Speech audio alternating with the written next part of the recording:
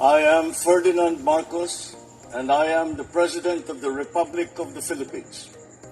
I stand today on behalf of 110 million Filipinos. Hi everyone, hello universe, it's me again. Dating Yusek Cabral again. Nung pumunta siya sa Baguio, nung panahon na yan, na kung saan ay 'di ba, nagpatiwakal, nag-react si Magalong. Sabi ni Magalong, mga kababayan, bakit ka pabalik-balik doon? Sino ang binabalik-balikan mo sa Baguio? Sabi ni Mayor Magalong. Sabi ng News 5 guys. Ang tanong, ano naman kung pumunta siya doon? Wala naman masama kung mayroon siyang pinuntahan, 'di ba? Dahil nga ayon hotel, sa kanya daw 'yun. Ay lang bininta niya kay Eric Yap. Pero, kasusyo. Wala namang problema doon kung pumunta siya. Who knows? Baka mayroon siyang transaksyon sa mga taga Baguio. Hindi natin alam. 'Di ba? So, dahil dyan mga kababayan, speaking of Yusek Cabral, bakit nga ba napunta kay Libiste yung mga files, mga kababayan? Natandaan nyo yung umaten sa Senado, si dating Yusek Cabral, mayroong bindahing kanyang kamay. Ito, basahin ko sa inyo, okay? Ito po ang dahilan. Yan mga bes.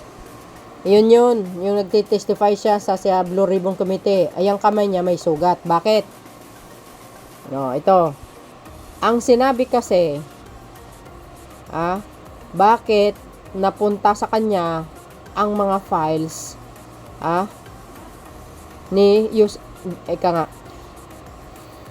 ang sinabi, bakit ito si Congressman Libiste napunta sa kanya yung mga files na galing kay Yusek Cabral. Ayan mga beswa. Ang sinabi, pumunta daw doon si Congressman Libiste sa kanyang opisina, pinilit niyang kinuha yung mga files. Siguro pumalag ito si Yusek Cabral that time, tinamaan ng kanyang kamay kaya nasugat. Ang tanong, bakit pinipilit ni Libiste na kunin ang mga files? Ano po ang mayroon? 'Di ba? Ano ang tinatago niya? Sa totoo lang, ito si Libiste mga kababayan, nagpapaipal. Totoo 'yun, papaipal. Ayan sabi dito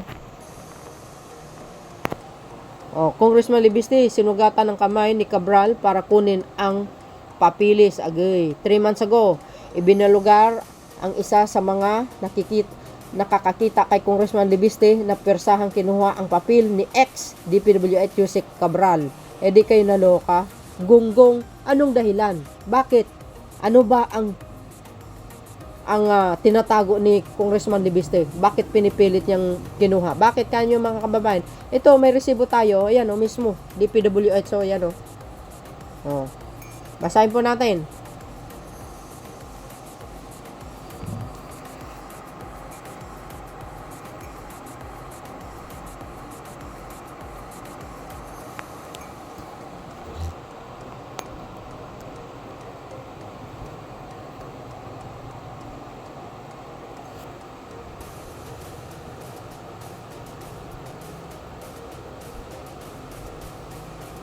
Ayan DPWH Engineer PH.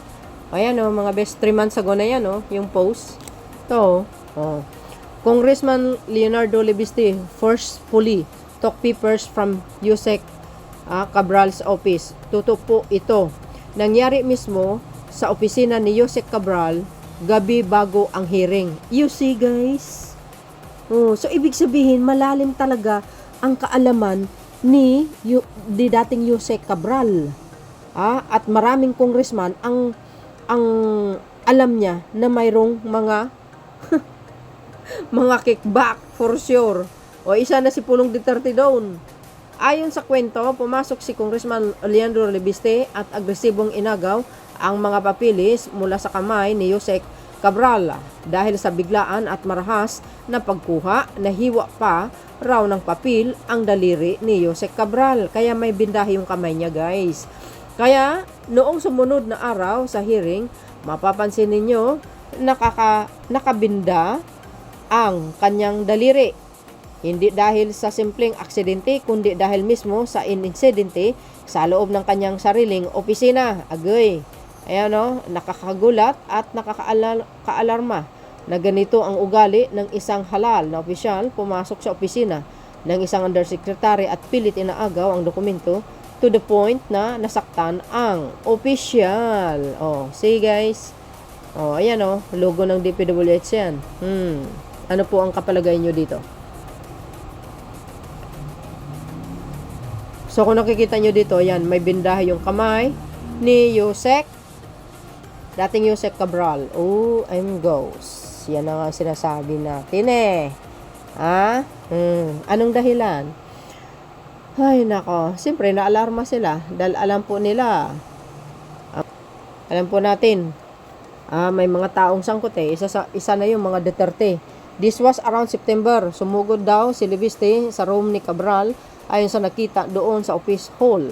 Ang question, anong ginagawa ni Libiste doon? Anong papel niya para kunin ang papilis ni Cabral? Ito yung panahon na binulgar ni Cabral si Pulong sa 51 billion insertion para sa flood control scandal sa Davao. Napanood po natin yan, nabanggit niya eh. 'Di ba? Siya mismo ang nag-confirm. Oh, 'di ba? Oh, ito pa oh. Tingnan niyo to, guys. Sabi pa dito, an allegation that requires clarification. A Reddit and anonymous post later reposted by Cinema Bravo as circulated online raising an unverified allegation involving Leandro Libiste, representative of Batangas 1st District, and former DPWH Undersecretary Catalina Cabral. According to the post, an incident allegedly occurred at Yusek Cabral office the night before a scheduled the hearing where documents were said to have been taken. The post also claims that the official sustained a minor injury. A paper cut was reportedly noticeable the following day. Dapat ito, guys, nung nag-attend sa hearing ng panahon na yan, dapat sinabi niya yung totoo, ibinunyag na sana. 'Di ba? Nang sa ganun ma-mention itong pangalan ni Libiste. O kahit ba naman senadora ang nanay niya, wala tayong pakialam. As long as may ebidensya, walang problema doon. According to the post, an incident allegedly occurred at Yusek Cabral office the night before a scheduled hearing where documents were said to have been taken. In English lang, guys, The post also claimed to the official sustained minor injury, a paper cut. Inulit ko lang. Diba? Sabi dito, ayan this allegation has surfaced amid heightened public attention following Yusek Cabral sabi dito, this is an allegation has surfaced amid heightened public attention following Yusek Cabral untimely death, a development that understandably prompts question about unresolved matters connected to her final days in public service. It bears stressing that. Guys, hindi pa tapos yung investigasyon tungkol sa dating Yusek Cabral. Malalaman po natin sa pagdating ng panahon. It bears stressing that number one, that claims originate from an online post and remain unverified. Number two, here has been an official confirmation or finding regarding the alleged incident. Number three, no conclusions should be drawn without substantiated facts of formal clarification. Given the circumstances, the appropriate response is measured scrutiny, allowing space for clarification, respecting due process, and relying on verified information rather than speculation. Ayan Yan pa yung yung binasa natin kanina. Galing sa DPWH. So parang ayan, ginawa nila ng parang kung ano po ang nangyari nung panahon na yun na persahan na kinuha niya yung papel. Ay, yung mga files, di ba? Tapos, di ba, sabi sa social media, sinabi niya na hawak niya daw yung mga files. O, di ba, tugma. So, ibig sabihin, tugma, mga kababayan. Kung nasa kanya talaga, ang files ni Cabral, totoo. Totoo ito, na persahan na kinuha niya. Hindi kaya mayroong, baka incomplete na yung mga files na yun. Baka may tinanggal doon, mga kababayan. Palagay nyo. Ayan pa Cinema Brew, follow. Read post alleged Batangas 1st District Representative Leandro Lebiste forcibly took documents from former Department of Public Works and Highways DPWH Undersecretary Catalina Cabral. Agay. Ayan, 'di ba? Yan ang sinasabi natin Mayroon talagang nako guys, parang something fishy. Nagko-comment. Binigay sa kanya, paano natin paniwalaan? Agay. Tanong, hindi kaya inedit na parang dagdag bawas lang kapag galit ka pwedeng idiin, kapag BFF pwedeng alisin. Diba? Yan ang sinasabi ko, mga kababayan. Hindi kaya incomplete na yon yung mga files na yon, baka may inalis, may tinanggal, etc. Ayan. Yes, according to report, Congressman Lebiste took Yusek Cabral files from June 11 and September 4, 2025. However, Yusek Cabral was invited September 24, 2025, but didn't submit her files during that time. It was Congressman Lebiste who submitted the files obtained from Ms. Cabral to ICI on November 18 and 19, 2025. The question is, why did he keep the files for months and revealed only when Yusek Cabral died? Di ba? She was supposed to attend an investigation on December 15, 2025 but failed to show up. Mga bes? You see? Yun ang tanong. Bakit ngayon lumabas si Lebiste na kung saan patay na si Yusek Cabral? Anong reason? Anong dahilan? Ano ang motive niya? 'Di ba? O kaya nagpapapa-apal siya, nagpapapapil para sabihin siya ang nagbunyag sa mga nasasangkot. Alalahanin natin guys, ang nag-umpisa niyan si Pangulong Marcos Jr. ang nagbunyag sa mga kurakot, 'di ba? Nagpapapil siya, nagpapa-apal para siya ang tingin sa kanya siya ang bida. What style bulok. 'Di ba? DDS yan Ay nako guys, marami ako nga nabasa pero ito lang muna. Totoo yan. Lebiste is a loyal DDS. He trying to be important, portraying himself as a hero and a crusader and then discredit the good works the government has done. Wala naman siyang nagawang kabutihan para sa bansa. That's correct. Ayan. Matalino ang mamayang Pilipino. Remember that, guys. Hindi na kayang utuin. Kaya nga 'di ba sabi natin, si Lebiste, nagpapaipal. Diba, pumapapil para sabihin siya ang bida. You know what I mean? Yan. Loyal sabi sa inyo, DDS yan Ay nako. Kapag totoo yan, may pananagutan si Lebiste. Yes. Kaya dapat iimbestigahin yan si Lebiste. Sa pagkamatay ni Yusek Cabral, maari yan ang dahilan ng kanyang pagkamatay.